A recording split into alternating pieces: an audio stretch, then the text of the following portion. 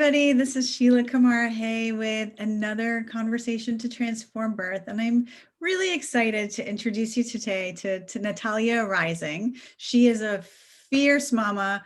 She's had 4 birth experiences. So we've got a lot of beautiful, juicy, inspiring birth stories to go through. Welcome, Natalia. I'm so happy to have you here. Oh my God, I'm really excited and I'm so looking forward to this conversation. Yeah, me too. And I know that you, formally, you work as a relationship, attachment, and trauma coach. So I know that the work you do is really body based. So I'm so Yes. excited to speak to you about your births because you can really bring that like body perspective in as well. And I know that when you were sharing with me about your experiences from like the first birth story you told me, I was like, oh my God, you were like such a fierce, like you really stood for yourself, for your body, for your experience right from that first experience. And, you know, you've had 4 experiences, which means that you really know like about the uniqueness of every pregnancy, birth, and child, and can really speak to the wide spectrum of experiences that are available to women. So in feeling into where do we even start? You've got so much to share. Why don't we just start by having you share like some of your memorable birth moments, like the things that you feel like, wow, I didn't even know this was possible. Yeah. It's actually, I want to say that I do have like I'm very in touch with my body wisdom now, but this is not where I was when I first found myself pregnant. Mm-hmm. At that point, I was the person who lived primarily in their head Okay. and was pretty uncomfortable with anything that has to do with body. I was extremely sensitive person, and I think my research started because birth really scared me Yeah. and I didn't know anything about it. I was very aware that women don't talk about it, and when they do talk about it, it's usually like this secretive thing. Mm-hmm. But at the same time, the conventional kind of wisdom was that, well, whatever happens, it doesn't matter. You get a healthy baby, and that's all you can pray for. But Yeah. I also knew, like, from all my experiences with women, that that's not true. Because when women did share those brief moments, those times when they did talk, first of all, most of the experiences I heard about were very negative, very traumatic, to the point where I was experiencing trauma when I heard about them. And and they weren't over them 20 years later. Yeah. So it was clearly, I sensed that, like, wow, like I don't know how to even touch that. Yeah. This And is, to, yeah, sorry, I'm just thinking like this is actually such an important piece that you're bringing in, like right at the start. Sometimes it's really hard for people to hear positive birth stories. And it's really hard. yeah. I've noticed in my own sharing that it's really hard for women to hear that birth can be empowering, transformative, and pleasurable because there is so much trauma in that field. Yeah. I like I've only heard a few women ever share. I've always been this like little girl that always like tried to sneak in and hear like whatever women talk about. I don't know if every little girl does that. I try to include my kids and I try to be aware of that. But usually they're like, we're gonna play, we don't want this. This is adult conversation. So, but my experience as a little girl, like I always tried to hear, but then I was like also, oh, I don't know if I can handle that. This is too much. And but to add to that, I also was an immigrant. So when I found myself pregnant, it's only been a few years for me of living in America. I came from Russia. And so my those years were, I mean, so basic as I didn't know how to order coffee at Starbucks. Like my life in Russia was so different. So I Yeah. was constantly figuring things out. Well, why can't I put metal in the microwave? And life in Russia is different now. Yeah. But when I left Russia, I didn't have a phone in my apartment. So that's how everything was new to me. So clearly, I was going to research birth and I was going to, well, what do I do? Yeah. And so everything, like literally everything was a clean slate for me, which was a blessing in retrospect. Yeah, Um, I can really hear how that was a blessing because being new and feeling like you had to really understand everything and question everything to understand how things work, most people sort of like unconsciously flow into whatever the people around them are doing, or, like their friends, their neighbors, their parents. And so that seems like that was an advantage for you, not really knowing how to navigate the system. And so having to really educate yourself about it. Yes, yes. And I did try to, I reached out to other people that got pregnant around the same time. And, I heard stories like, well, I just went to my obstetrician. So I tried that. I just went to my obstetrician and I walked in and it felt like such a disconnecting experience. It always was, which didn't bother me before when I just went for my exams and stuff, because I was a person who lived in their head. So I just tried to not be present, think about something else, move on. Yeah. But here I knew that this birth and pregnancy thing is such a big thing for women, that I was scared to touch. And I just couldn't just not be present anymore. So I remember coming and the obstetrician was literally walking through and just kind of like, it just addressed me like, oh, okay, pregnant. Okay. Are you keeping a baby? Like, it was so impersonal. It was so in passing that it was so life changing for me. Mm. And I was just I wasn't trying to get pregnant. I was engaged. I believed myself to be in love, that everything was going well in my life. And I was so excited about pregnancy, but that wasn't planned. So I do want to be clear about that. So it kind of like really hit me. It was a real, it was a really surprising and a big life-changing moment. So yes. And then we, like, it just felt so disconnected. And the doctor spent like maybe like 4 minutes with me. And it was just, and then the woman that went to the same obstetrician, she was a few months ahead of me. And she ended up with a cesarean because he told her the baby was too big, and then the baby wasn't too big. So like I saw this whole thing unfold, and it just felt like, oh, I need more. Like I can't just go along with this because nothing feels like true. I can't connect to anything. Like, I need guidance. I need to know what to do.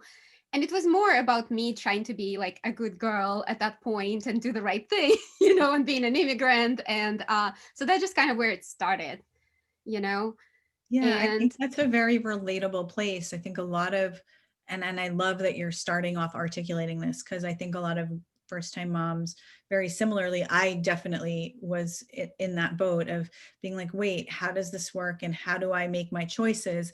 And a lot of times we come to this place where it's like, well, the choices that I think I want don't really seem to be available to me.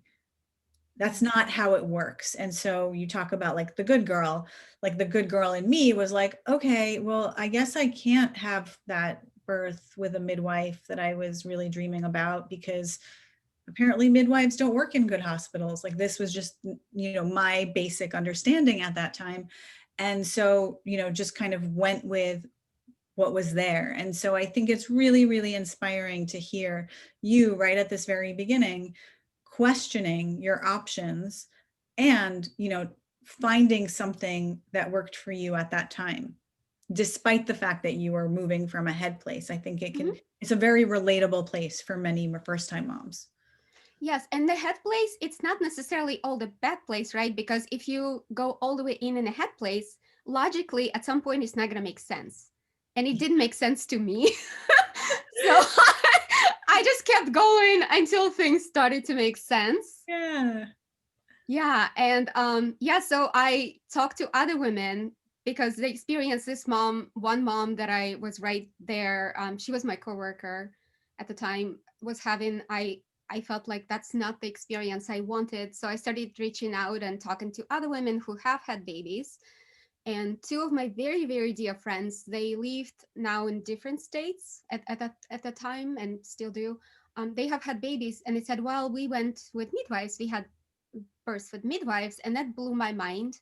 And I just want to share that some people hear that I've had an assisted birth and that I've had orgasmic birth, and they just imagine this person who is like almost like living on a homestead in the middle of the forest and runs around naked, which actually sounds good to me now.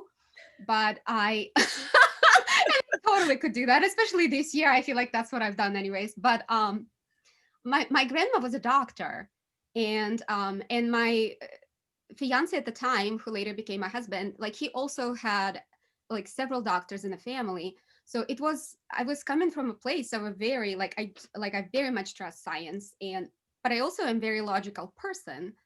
Right. So I need answers. I need 1 plus 2, 1 plus 1 = 2, and if it doesn't, then I need to find what's missing, and kind of that's where I was coming from.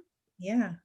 Yes, and yeah, so two of my friends, they were very educated women, and they were very like they weren't pushing their experience on me at all. They just kind of very humbly shared that they had midwives and they had very good experiences, and they wouldn't really share more with me that much. Like they were busy moms with very young babies and navigating their marriage. And now I understand. Back then, I wanted them to talk to me for like 2 days straight and like really explain it to me, but it was good because I kept asking questions, and I went online and I started researching, and I was very intelligent about it. I like found sources that I trusted, the Yeah. sources that weren't just like somebody shared an opinion.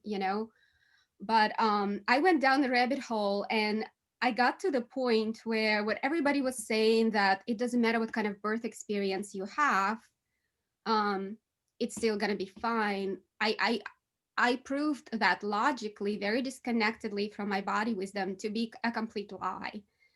And because I found statistics that medical establishments provided, that the risks are very, very different between a vaginal birth and C-section. Very, very different. To I can't quote them now. It's been my oldest is about to turn 14, so it's been a few years. But that it was like some of the risks were like 10 times higher, and they were like severe risks of like risk of brain damage, risk of, and I didn't give trigger warning, but it was like stark, and I was like, wait, so people say it doesn't matter, but clearly it does. So what is going on here? Yeah. And yes, and then I started just looking statistics of the hospital around me where I would be going.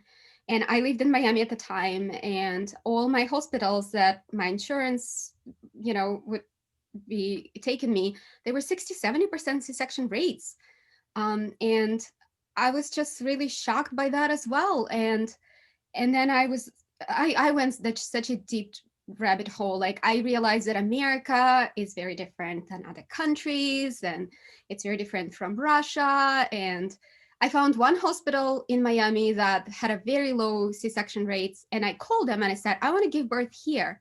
And I said, well, you have to not have had insurance, be a mom that it just gets picked up and she's in labor and she has no one, and then yeah, we have midwives attending to births. And I was like, wait, what?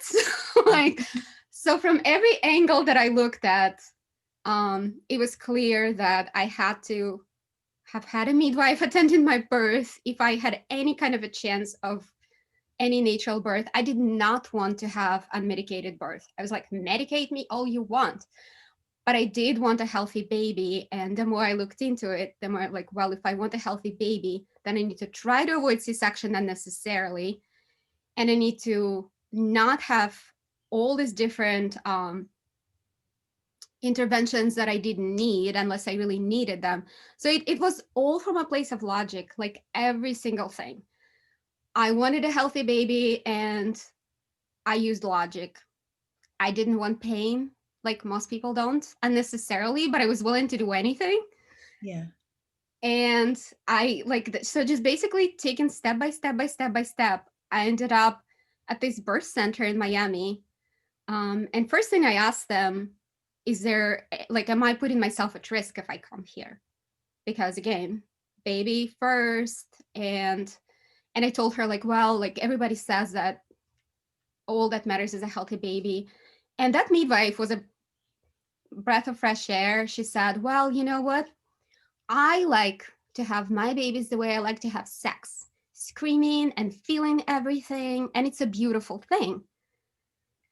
And that blew my mind. I haven't heard that before. you know? But she also reassured me that if I was in a hospital, I wouldn't immediately have everybody on standby, that I would still be, if I had a complication, I'd still be waiting a little bit. I'd be, they'd be arranging the professional. So she was within 7 minutes of the very good hospital, and that they have a relationship established, and that if I was having a complication in a birth center, I would be like basically like not adding any time at all, because they'd immediately phone the doctors. And so that took care of that. I did not want to have a medicated birth, but it appeared that the only way for me to have a healthy baby in my situation, with all the options available to me, was to go to that birth center and to not get epidural. So I was like, oh, okay, I guess I'll do that. So Yeah. that was my journey with that. This is so okay. So this is where I get to highlight like your brilliance. And I know you shared with me earlier that you felt like what you did, any woman could do. And it's true. Any woman can do this. And this is why it's so empowering to hear you talk through your own process, because your brilliance here is that you asked a lot of questions. Your brilliance is that you got really, really informed and educated about your options. Even things like the percentages of C-sections being done at the hospitals that you are considering. That's a huge factor for any expectant moms that are watching. Like, you need to be able to ask your provider for these statistics. You need to be able to know the statistics of the environments that you're considering. And I think a lot of people get really shy about that and kind of are like, well, like, I'm just going to hope for the best. Listen, I did that. So no judgment. Like, this Yeah. hoping for the best thing, Yeah. to a certain extent, it's like our cultural norm. But you're a genius, Natalia, here in this moment. And I think you're right. Like, it had to do with you being in a new country and really like trying to question and understand I knew I everything. didn't know anything. So Yeah, I but wasn't pretending. and giving yourself that education and really following the steps of like, okay, well, I know that if I want to optimize, right? Because there's no guarantees ever. Like, if I want to Yeah. optimize my Yeah. And I knew that chances as well. of having like a Yeah. healthy baby, and a a healthy birth experience, like, these are the factors I need to consider, one of which is the less interventions the better. And Yeah. not to knock interventions can definitely be life-saving, but 60 to 70% of women do not need interventions to give birth to their children. And that was so obvious too. That was so Yeah, obvious. Yes. yeah. Yeah. Oh, yeah, really celebrating you for that. And so tell us more. Tell us what happened next. Yeah, thank you. Thank you so much. And I don't believe I ever shared that step by step with anyone before as well.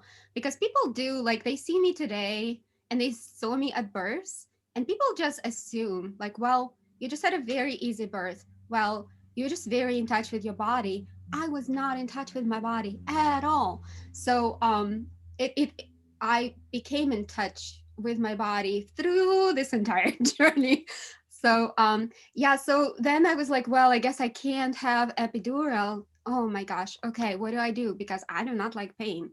And anybody who ever stepped on my toe by accident would know that I am the worst person. Like, I cannot handle any pain at all. Like, I'm just literally, I'll be like that annoying person that screams and holds a grudge if you like so much as like bump into me accidentally. Like, I'm just a very sensitive person. So I was so scared of that. And my mom have had a like shared some really scary stories, and everything so far that I've heard is that it's excruciating. Again, I didn't get to really go on, and I'm sorry. I hope everybody who is listening about births is kind of like taking Yeah, care of well, themselves and their boundaries and stuff. But yeah, so I started looking into like what to do, and I found this. I just googled it, and I found this hypnobirthing instructor that happened to live within 5 minutes from me, which in Miami is like, it's a, got sent, because it's, I literally almost could walk to her house. mhm. And that was a huge blessing, because first of all, again, like, she was somebody that I really trusted her experience, because she was a nurse for 30 years, I think, prior. So she had a genuine love for helping women, and she's seen, she's had all the education, that she's seen everything that happens in the hospitals. So it was a very intentional, for her to completely switch gears and become a hypnobirthing instructor. And first thing she asked me is, who are you going with? Because if you're going to this and this and this hospital, I'm not going to take your money. I don't want to help you because it's just going to be devastating for you. I get to watch you get traumatized, and I get to, like, I don't want that. Like, I can only help you if you're like very educated, if you're giving yourself a chance to have a healthy birth. Yeah. And that really, like, that just made me really realize that, like, wow, like, this is serious. And it just kind of helped me add, that, like, okay, I'm on the right track.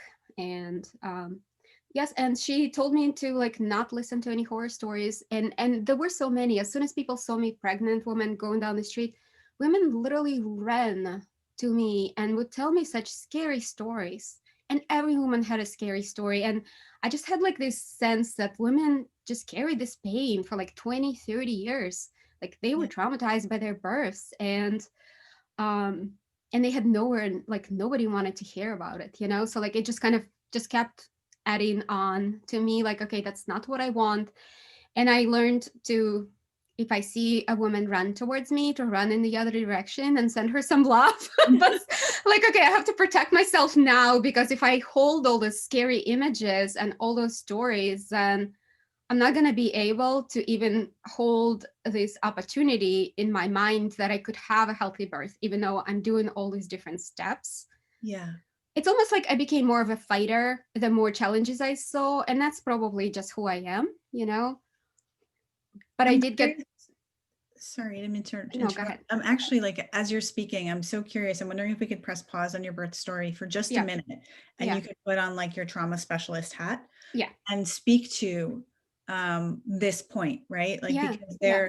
there is very much, like, widespread trauma in the birthing field Yeah. from Yeah. the mother's experiences, also the people that are witnessing birth. I run a program for birth practitioners, and there's so much trauma there from having to Yes. witness, women going through these experiences that feel like very, very difficult for them. So I'm Yes. wondering, like, from your perspective as, like, a trauma specialist, if Hmm. you were speaking to a first-time mom, who is, like, trying to figure out how to, like, navigate the system, what would you advise her? Yes. And back then I didn't know what trauma was, right? But I sensed, like, this big energy that women just had, that they needed to, there was this urgency. So I just felt it like that. Now, having worked with women that are, lost their libido and are depressed, and that their, in fact, like, their marriage has completely basically transformed in not a positive way as a result of birth trauma. Like, so now I help women heal that, right? um i I will just repeat what I learned, like, in all my rabbit hole research back then. Yeah. I realized one truth is that choosing a provider and having a healthy, like, giving yourself the best chance, again, like, you can't control the birth experience and things do happen, but giving yourself a chance will radically affect your marriage, will radically affect the rest of your life. Like, it cannot be understated. And everything that I researched, I was like, okay, this doesn't hold true, that no matter what happens to your birth, like, this is complete bullshit. And even though everybody says that, oh, and I do curse, by the way, a lot. So, So good. and this, that your birth experience will affect everything, everything you do for the rest of your life, like your health, your baby's health, your marriage, like, literally, like, it cannot be, it cannot be like, it is like one of the biggest choices you'll ever make. So, like, it just became so clear to me.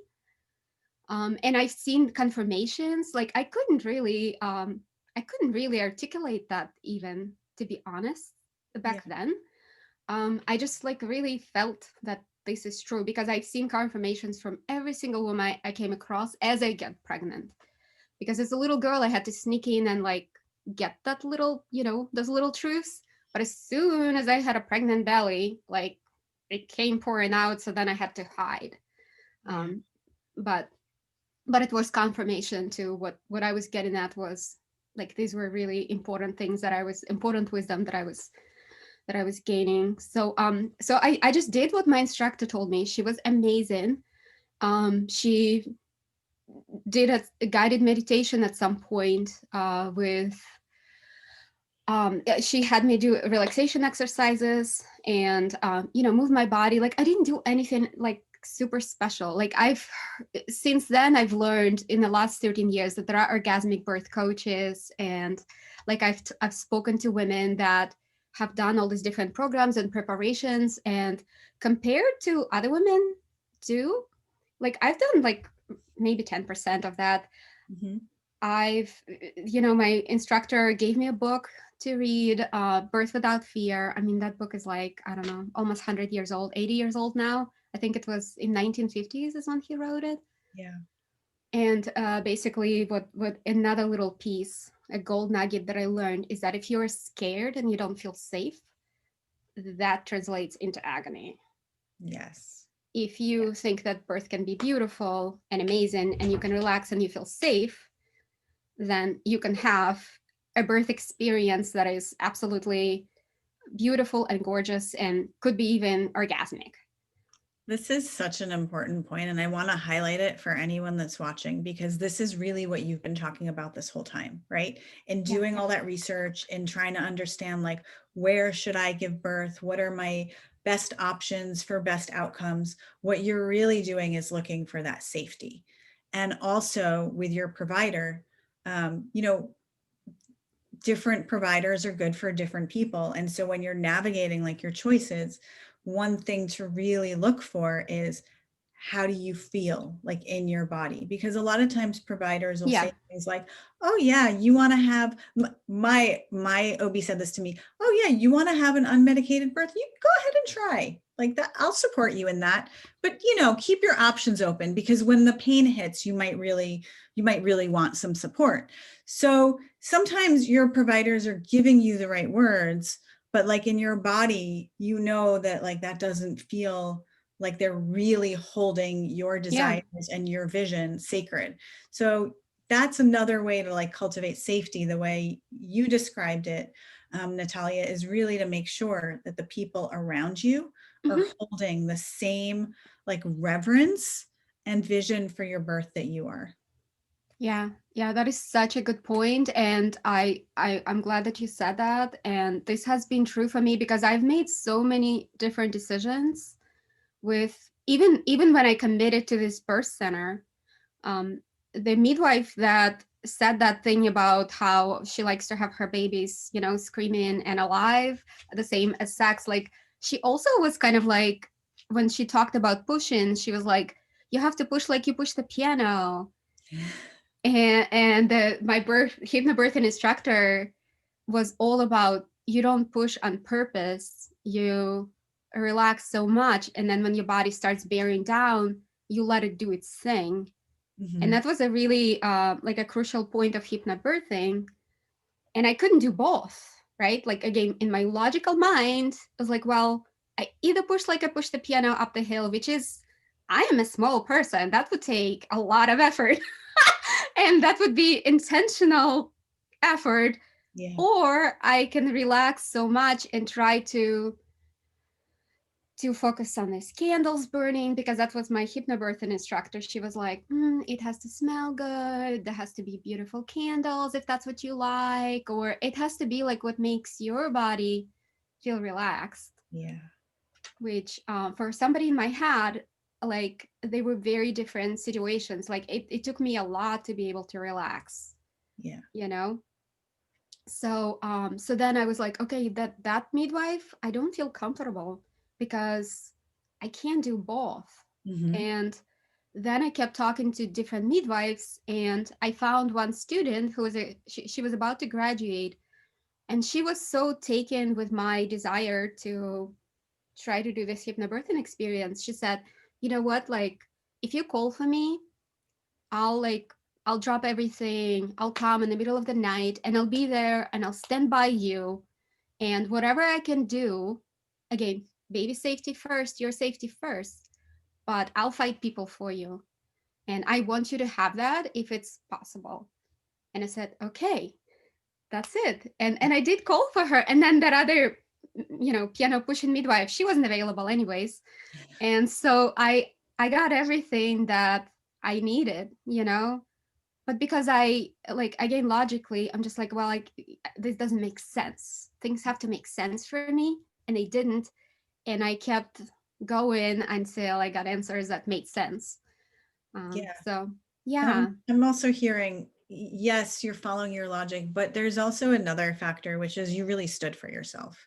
I You did really stand for stood for yourself. myself, which I think I was already being a mother at that Yeah. point, and um I don't know if I would have stood for myself in the same way if I didn't feel like I had to. I didn't, if I didn't make that connection of how important it is that I'm not just standing for myself, but I'm basically in my mind at that point that I was standing for the rest of my life. And I was standing for my baby. I was standing for my marriage. I was standing for anything that was dear to me Yeah. because I didn't believe in the lie that birth experience doesn't matter. But I fully subscribe to the truth that birth experience could make all the difference in the world. Yeah. And And that's not easy, for somebody like first time mom.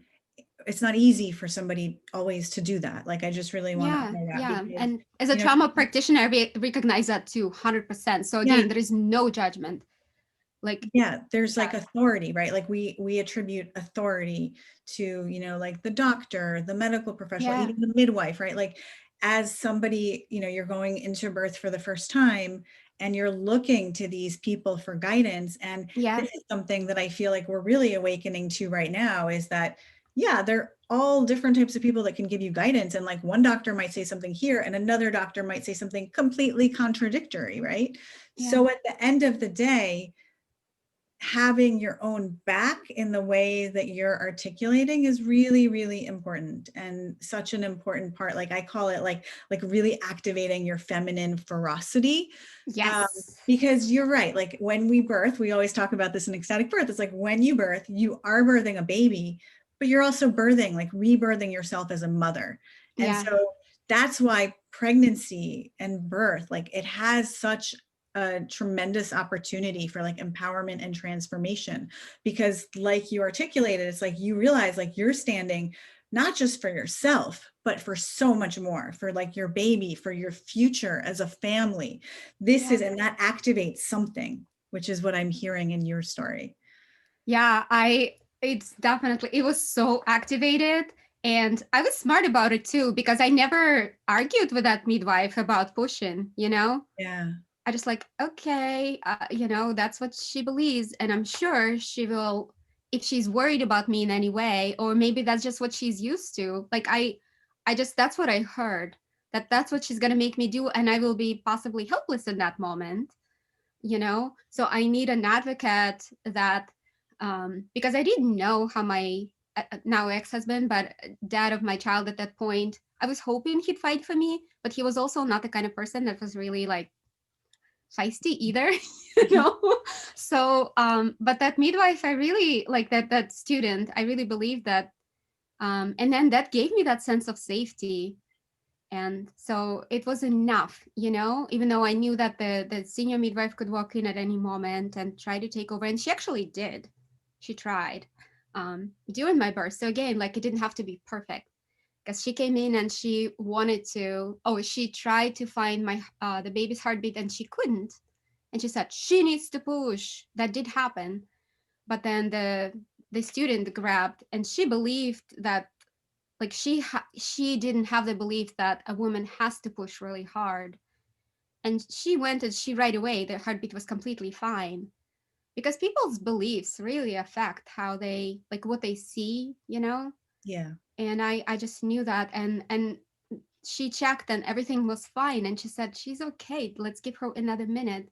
And Yeah. then, like, the birth was so completely, like, perfect. And there was, I just want to share the magic of, like, how magic the birth can be. Like, that blew my mind so much. The hypnobirthing instructor had me, like, envision my perfect birth, just like a visualization. And I told her that I wanted my birth to be 5 hours. And she laughed. She said, "You recognize that that almost never happens to first time moms?" And I said, "Well, that's what I want." And guess how long my my my first labor was like, that is just, oh my God, it just like blows my mind. Lucky mom. How, right? Yeah, and it's not just luck, right?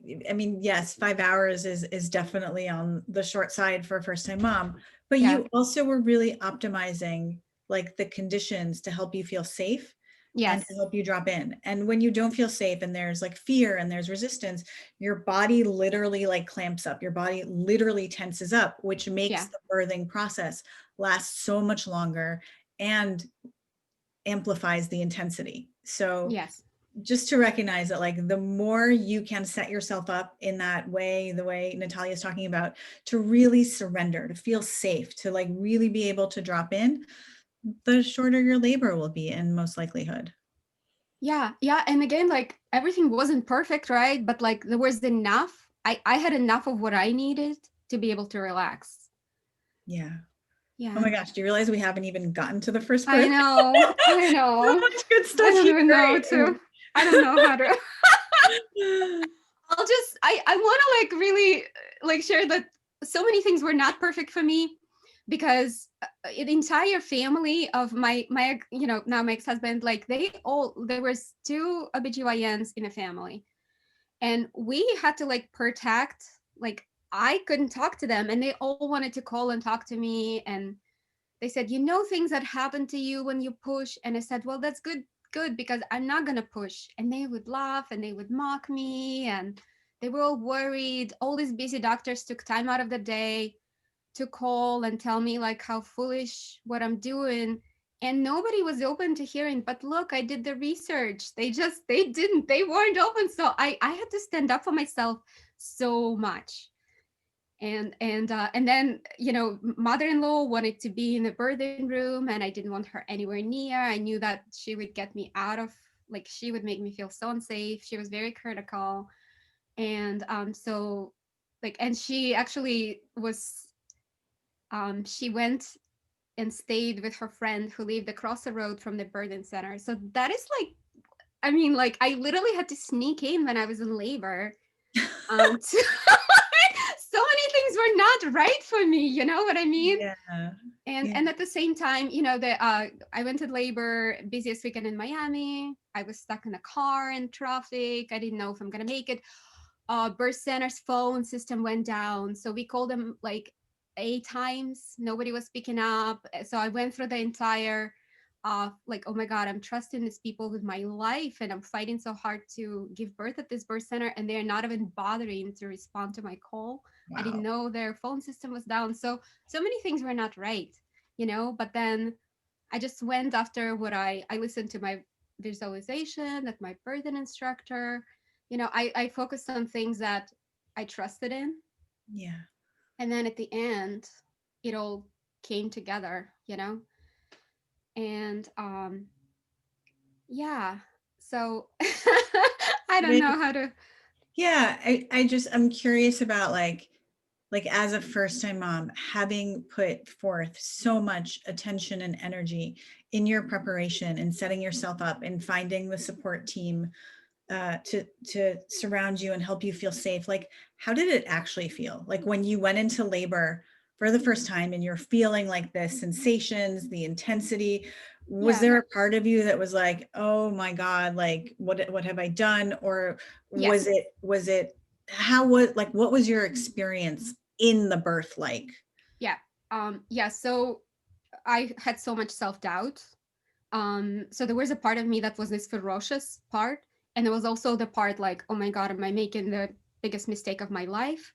So they were kind of like both speaking very loudly as I was navigating the contractions for the first time. And when we got to the birth center with their phone systems down, they had, every room was busy, every room was full. They put me in a little room by the laundry room, and I remember that's when my contractions were really hitting. And I was like, this is a lot more intense than I ever expected. Like, I don't know. I don't think I can even do this. Like, I had this moment of sheer terror. And then I was like, but you know what? I've been practicing every single day for like the last 3 weeks, and I know how to breathe. and I know what to focus on, and that's what I'm gonna do, because otherwise I'm just gonna like flip out and scream. Mhm. And that sounds weird. So like I didn't really want to do that. Mhm. So I'm just gonna put all my energy onto doing what I know, doing what I've practiced. Mhm. And I was very uncomfortable with the laundry going and not knowing if I have a room, and but I just focused on that. And then magically, it wasn't magically, but within an hour, one room freed up that I wanted, the room that I wanted freed up. And they got the candles going, and I got away from that smelly of the bleach and whatever else they had going. And I was just like, oh, okay. And I just went into the zone. And I started making this song, birth song. Somebody told me it was a birth song at some point. And then I had like a baby within an hour, right? And it was completely perfect. And I just kept doing, but intensity was so strong. And honestly, I had to come up with my own visuals because I tried to do what was in a book and it wasn't resonating with me. Yeah. So I just imagined myself walking in the ocean and these huge waves kind of, coming at me that looked so big and scary, but then they just kind of like just touched my feet really softly. Hmm. And it was so I was in a different world at that point. And then when I started like feeling like I needed to bear down, um I was like, okay, this is weird. I don't know how to feel about this. Like again, I had a moment that I'm gonna freak out, and then I was like, you know what? I'm just a chicken laying an egg. If I really imagine a human being coming out of me right now, I'm gonna lose it. Like this is too much. But like I'm just a chicken laying an egg, so everything is fine. And for some reason that just kind of calmed me down. Yeah. And the next thing you know, I had a baby. Wow. Yeah. Wow. And she was so perfect. Oh my god, she came out like she was like this luminous being. There was not a dent on her. Like all the newborns I've seen before had like smooshed weird faces, like red in their eyes. Like she came out. I just like I couldn't believe it. She was floating in a bathtub, you know. She was completely perfect. She was like just looking around, so alert. Yeah. And everybody was shocked because I got there an hour earlier. I was 3 centimeters dilated. They told me to go home. I said, I'm not getting back in the traffic. So everybody around us was completely shocked. They've never seen a birth happen within an hour with mom just like making weird noises, not climbing up walls. And I did not let anybody touch her. I wanted my husband to catch. And I I was like militant about making him drip water on me. That's one thing. Because like my Mhm. hands almost fell off. I'm like, well, I had a baby, so you're fine. Yeah. Oh, wow.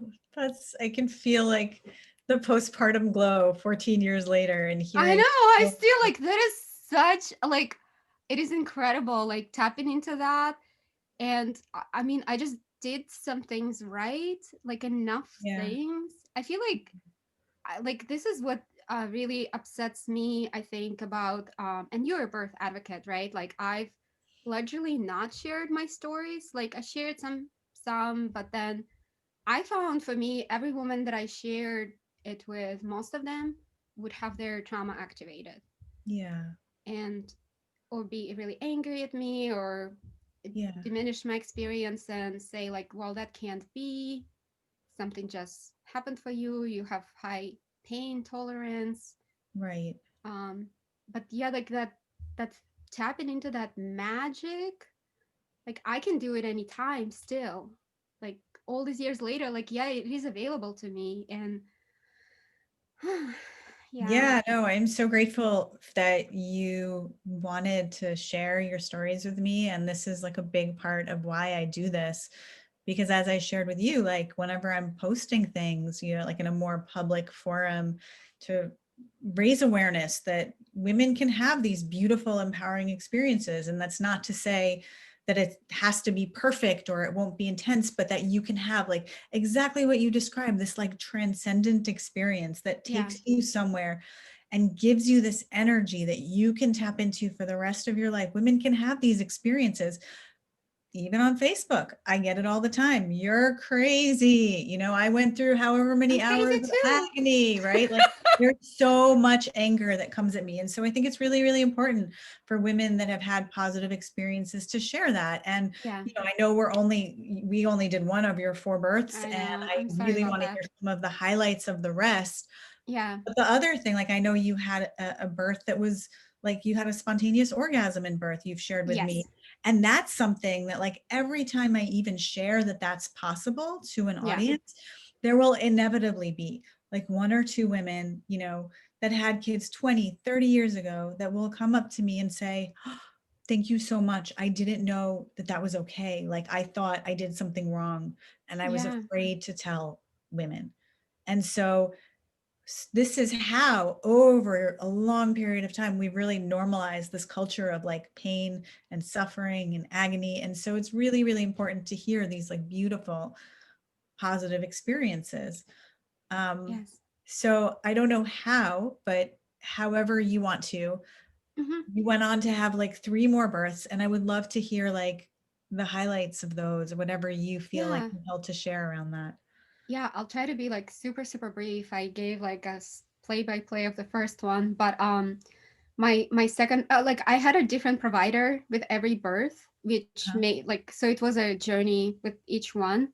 And with the second, I actually ended up with a midwife that was not really treating me kindly, and Mhm. she ended up leaving the birth center. But the birth center was full of amazing providers, and she was the only one. And I thought, no chance that I'll have her, and I did. But strangely, that birth ended up being one of the most empowering for me for some reason, because I really had to stand up for me. Mhm. Um, and like I just will share one highlight that I experienced in that birth was that there was a moment when I felt like there was a tornado inside of me. Like everyone was experienced it differently, but in that, like there was like this life force moment. Like I can't even describe. Like it was absolutely amazing, and I wasn't scared at the second birth. Like this was I've done this before. I was prepared for intensity, and Mhm. I just like rode with it. Wow, it was just it was absolutely amazing. And that's the birth that I caught my baby myself. I didn't know if that was one that I surprised myself. Like I didn't find out the you know the gender, and I also like delivered my own placenta. I didn't Wow. care. I didn't care for the midwife. I didn't want her to touch me, so I just kind of kept it to myself that I was having a baby. She was right there, but I was that I knew I was crowning and I didn't make a peep, you know? So like and I was like really in control. And but then and the actually it was like again like the messy and imperfect part is that the baby had her hand like this way. So and I was able still not to, just to bear down with my body and to relax. Mhm. And there wasn't a glitch, and at no out of my 4 births, I didn't have to have stitches once. Wow. Like, and my babies have very large heads. Like all my babies have like they were always in 90 percentile. So like that's not a thing that my babies have tiny heads. Quite the Right. opposite. But being able to do what my body needed to get into positions that I needed to get into, Yeah.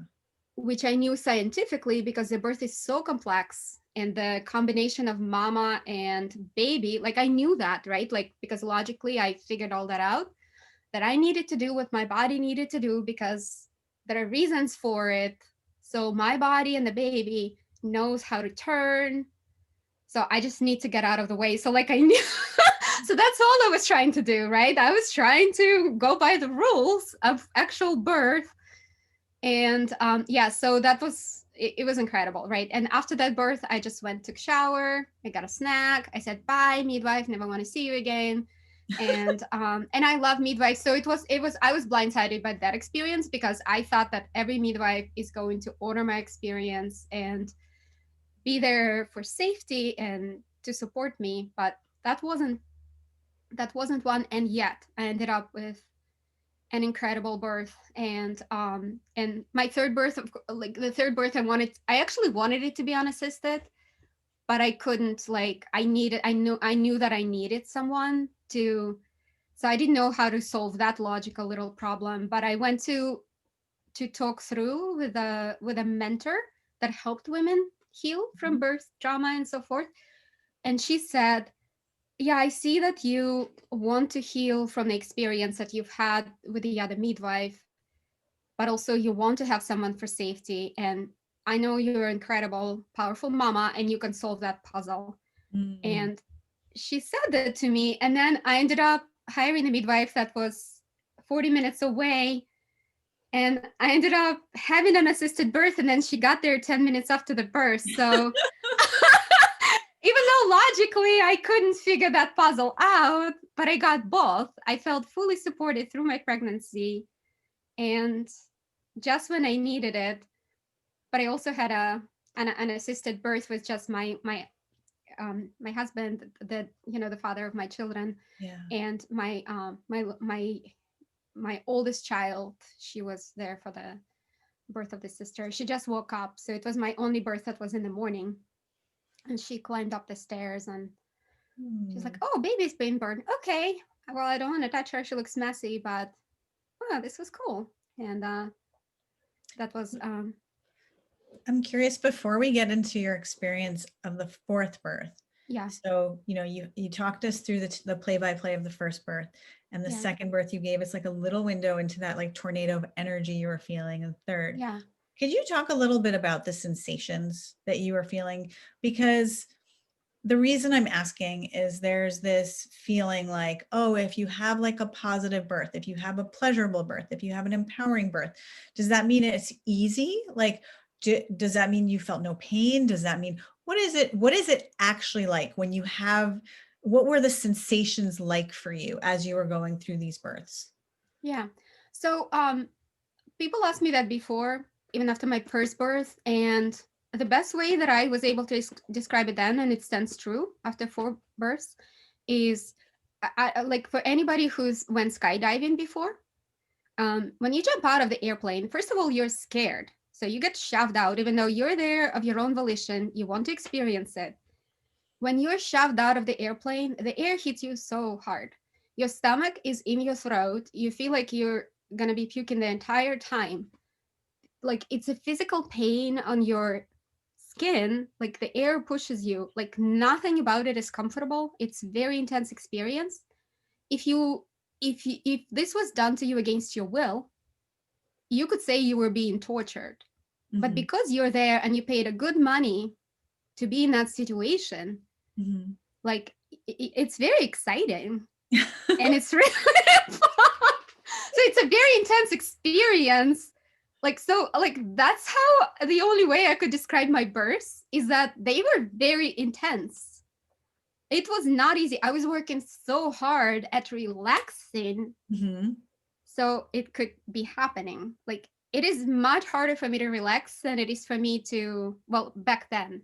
I've changed a lot, over the past 14 years. It's a lot easier for me to be relaxed like on a normal, that's my baseline more now. But back then I had to work so hard not to control things, to relax. It was much easier for me to like brace and do something than, so my work was to relax, which was huge work for me. Hmm. So I was really busy and working super hard to relax and to keep my body not like this, Yeah. but to let go. So it wasn't easy, but I could never, like, nobody could ever understand me. But it was very intense, but I didn't feel, I was scared at some points, but as soon as I committed, I'm just going to breathe, I'm just going to relax, then I was like in a different world. I was in a very, like, an altered state of mind. Yeah. And it was incredible. Like I had very vivid images. I was having these experiences, and I've never done drugs. So I think maybe it's something similar, you know. I actually will have to at some point when, we'll try and I can compare. But so it was nothing like I've ever experienced before, but it wasn't like I'm just here randomly. And it was not like that at all. It was a huge experience and I was very aware, but it was very hard to articulate it to other people because most people were really upset or mad or they just couldn't understand it. So they had to like fit it into some kind of a box. Yeah. And I'm just gonna press you a little bit more because when you Okay. said it, like I could feel like the intensity and I could feel like the fear. I could also feel the way you were described your commitment to being Hmm. really, really present with the sensation, Yeah. and that there was something like transcendent. And you said like when you said it was incredible, like there was just such a glow to your face. So I'm wondering if you Yeah. try to bring some words to like what was that like, what was it that felt so incredible? Yeah. So like these are life mysteries, right? It's so hard to explain. Like if you've never heard music, how do you describe music? If you've never had like a mind-blowing orgasm, how do you describe it, right? So like to me, like describing births is kind of like that because there is just nothing really like it. And I was in an altered state of mind, but I was for like a pretty prolonged time. Um, every single time I would make these guttural sounds that sounded like a whale singing, and I wasn't trying to make them. They were very different than everybody who's experienced. They would say that it's nothing like they've ever heard before, and they've never heard me make anything like that, and I've never made those sounds since, only at births. So it was like I was a different person entirely. I was this birthing goddess mother. I don't know. That's what I, So you beautiful. know?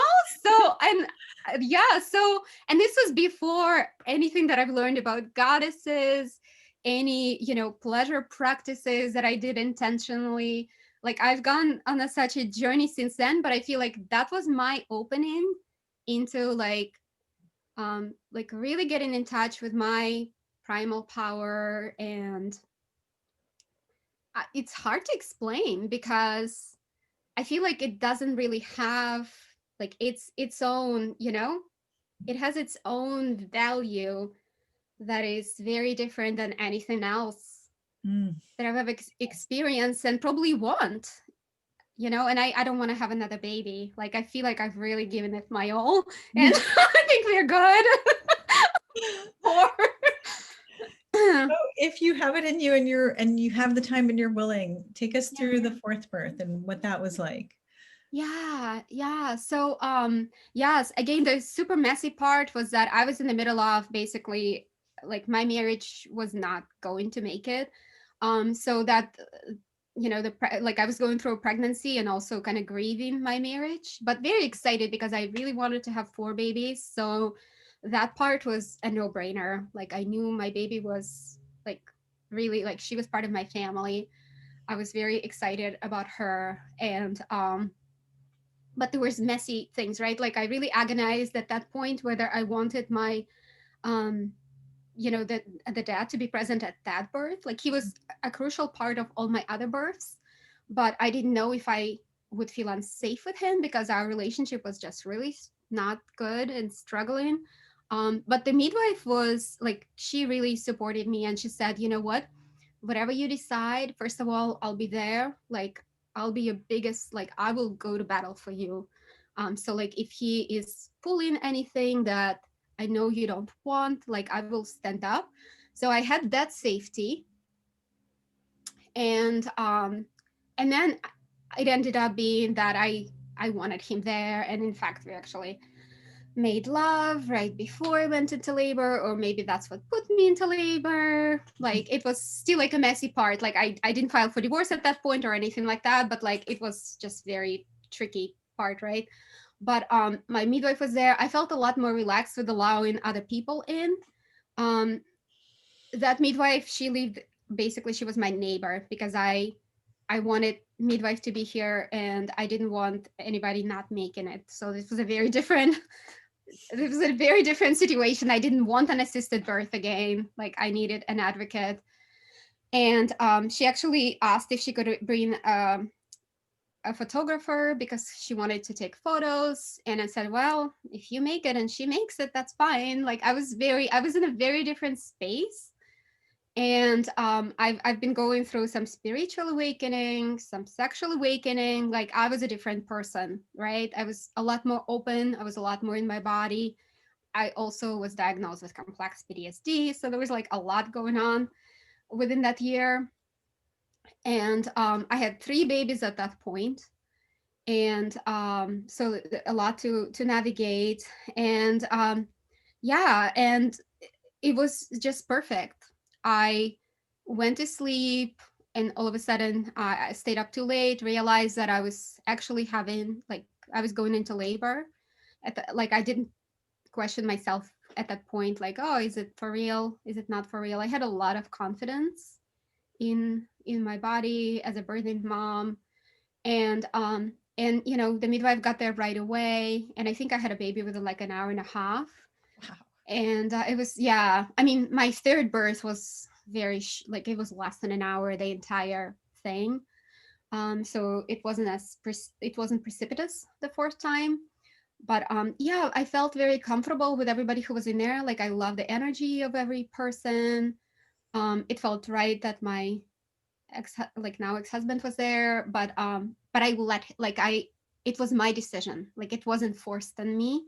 I Mhm. felt entirely in control. And yeah, I felt safe.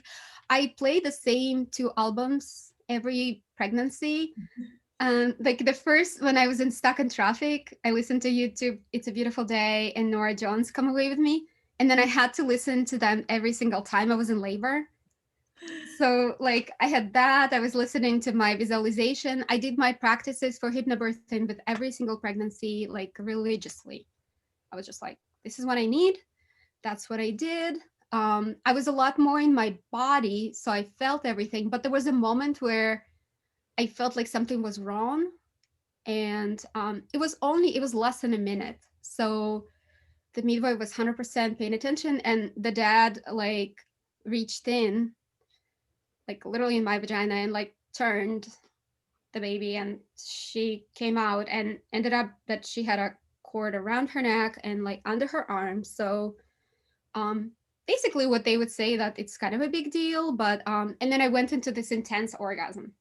But I I know it's just like a lot of everything. There was this scary moment for me where I felt like this is different. This is not anything I've done before. And she isn't, like, I'm trying to bear down like I normally do, and it's not happening. Mhm. But I also can't communicate. But it felt a lot longer to me than when I talked to them. Like it was not even a minute. Yeah. And then, but you know, and then I just went into this really, like, it felt like a really long, like endless orgasm where it was only a few minutes, but people were like trying to check in with me because I was like shaking, just like laughing, and they were like, "Are you okay?" Because did I snap my mind, you know? And I'm like, "I'm great." It was really strange, but it was really amazing, right? And yes, and then all my babies woke up, and yeah, yeah, that's what happened.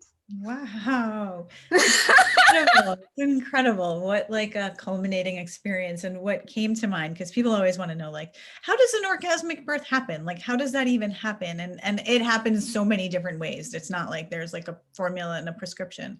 Yeah, But when I was listening to you and you were talking about like you could feel like something was not quite right, like you could yeah, feel like it was there's scary. such a deep connection that you had with like your body and the sensations. And there's no Yes, way cognitively that you would really know like something's not right. Like you said, it was only the span of a minute.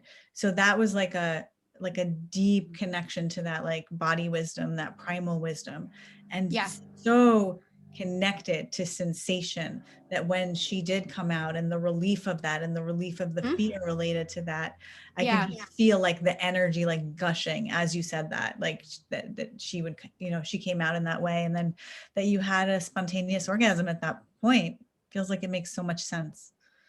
Yeah, yeah, it was perfect, and there was no way for me to create, like there wasn't like all these different ingredients I could, put together to make that happen, because a lot of things just I didn't know till last moment if I wanted I told him, the father of my child, I told him very explicitly that if I don't feel comfortable when I go into labor with you around, I'm going to ask you to leave. That's just how it is.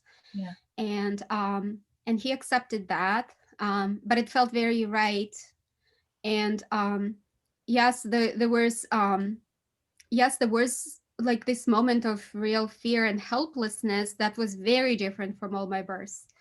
That also, it could have happened that I needed to be transported right in the hospital at that moment. Like I was, I was very aware that all these things could happen, and I didn't know there were such thing as orgasmic birth coaches at that point, but I have heard about orgasmic births by then. Not so much in the first three births, but I did watch a movie like about orgasmic birth. I had that DVD. Back then I had Yeah. DVDs. And Amazing documentary. If anybody has not yes, watched that, Orgasmic Birth by Deborah yeah. Casale-Bonaro has played a huge role in raising women's consciousness around birth. Yeah, it was so amazing. And when I watched it, I said, well, it's my fourth birth, maybe this time. And like I made this wish, like it was definitely a desire of mine, because I would have described all my other births very blissful in some ways, and amazing experiences, very empowering, magical, like all those words. But like I wouldn't have said that. I would have said they were ecstatic births, Mhm. but I wouldn't, like I didn't have an orgasm. Yeah. And I wasn't like super attached to I must have an orgasm this time, because now that I know, as working with sexuality and having become a coach in that, in this field, right? The more you try to have an orgasm, the more you're not going to have it. So there is that too. And but I also knew all the science. By then, I think I read like about work of Michel Dent, and I think he was in that movie too. Mhm. I read his book by then, um, and because I've had like such a long time to, 4 pregnancies, and I had a lot of time to read basically just about everything on the subject. And I've read about Ina May Gaskin work, and I've seen like interviews with her. Like I had all this different information, but I also knew that there was such mystery and unpredictability to births. Mhm. Um, so like I couldn't have created this, but that's what happened, Yeah. And I because I think was available for it as well. yes. And I think what's especially empowering and inspiring about your story, given that you had four very different births, four very different situations, is that and you did such an amazing job of like telling us each step of the way that like, all of this was amazing, but it's not like it was perfect. Like there were elements that weren't necessarily what I wanted or what I'd hoped for. That's what's so inspiring, is knowing that like, each woman can follow her path. If you could really just like stand for yourself, ask the questions that you need to ask, and get in alignment with what feels right for you, right? Like what feels right and safe for you, that this is all possible to you. It doesn't have to be like every last detail needs to be perfect. Exactly, exactly. Because like in my first birth, I feel like that water dripping on my skin have like literally just was one thing, and the candles like that really helped me relax. But my third birth happened so quickly. There was this much water in the bath, and I Mhm. couldn't imagine having given birth on a bed. That just seemed so wrong, Yeah. because I couldn't get comfortable. Like I just, I felt like a beached whale, having had two water births at that point. And I just did it, and it was just fine. And then the fourth birth as well, it happened too fast to make it water birth, even though we had the tub set up and trying to get the water, but Mhm. the water takes a while. So Yes. it doesn't fill up the tub. It doesn't fill up the and it has to be certain temperature and so forth. Those things didn't happen, and it was fine. It was perfect the Yeah. way it was messy, and it was imperfect, and it was perfect. Oh my gosh, Natalia, I'm so grateful to you for coming and sharing your story. And I know that we went like a super long time. So I I'm have like no really idea. grateful that you Yeah. took the time to share. I think this is going to be so inspiring and empowering for women to hear. And is there anything that you haven't shared yet that you want to before we close? I just want to say that to whoever is that you really do matter, and your birth experience does matter. And I just hope that women will find the ferocity to do what's right for them, because if I did get pregnant now, and if I wanted to go to the hospital, then I would just do that. You know what I mean? So like, um everybody has to everybody has to trust their wisdom and just really advocate for themselves, but women do have to believe that their wisdom matters, I think. Yeah. And then figure out whatever doesn't go as planned. You just attend to it as it arrives, and have enough support. um yeah, that's my best. Well, thank you Yeah. so much, Natalia. Thank you so much for sharing all of this with us. And for those of you that are watching that would like to know more about Natalia and her work, where can they reach you? Yeah, they well, I'm on Facebook and Instagram, and my email is natalia@nataliarising.com. My website is nataliarising.com. And absolutely, say hi. Beautiful. And I'm so grateful to you because yeah, thank you so much for doing this work. I've been watching you for several years, and I'm so glad we connected. Yeah, me too. Me too. And Yeah. for anybody that would like some support with their birth training, and specifically with ecstatic birth, I have a digital program called Oh Baby, which actually guides you through so many of the steps that Natalia so beautifully highlighted today, like how to really tap into what feels right to you. How do you prepare your body for this experience? How do you heal your own relationship with your body and your sensuality? And how do you incorporate pleasure into your birth so it can really support you in those moments of intensity? So rather than feeling like scared or victimized by the intensity, how can you actively support yourself through experiences that feel really, really good in your body? So I will put the information for that right here for anybody that wants to learn more. It's ecstatic-birth.com. Thank you so much for watching, everyone. Lots of love. Thanks again, Natalia. Thank you. Bye.